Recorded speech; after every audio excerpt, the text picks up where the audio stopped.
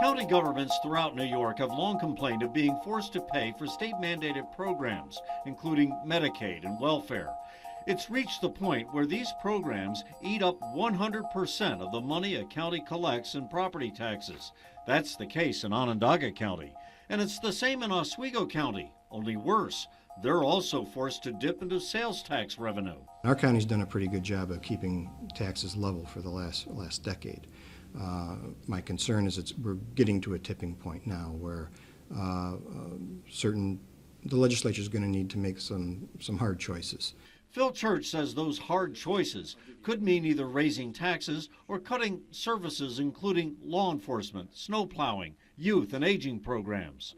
Governor Andrew Cuomo told me last month that he's heard the message from county leaders about that need to reduce state mandates. Among other things, he's placed a cap on increases in Medicaid expenditures. The state has picked up or prevented more costs than has ever been done in modern political history. We are still pressuring the local governments to reduce costs more. Why? Because the property taxes are too high.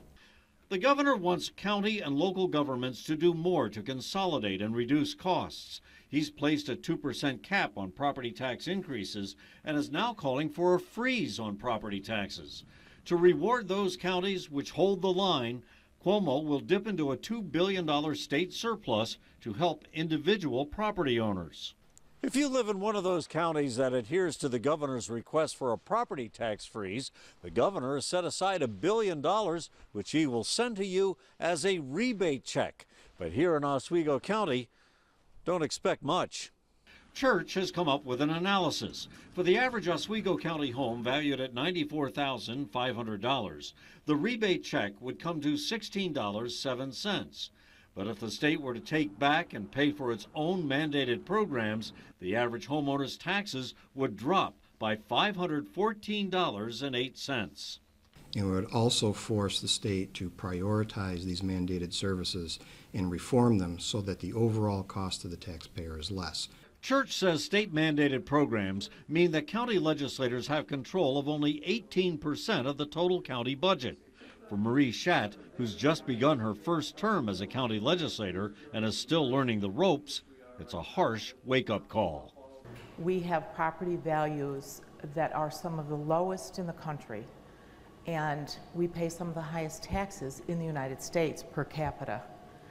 An unfunded mandate is equivalent to telling us you're going to eat steak every night, even though you can't afford to pay for it.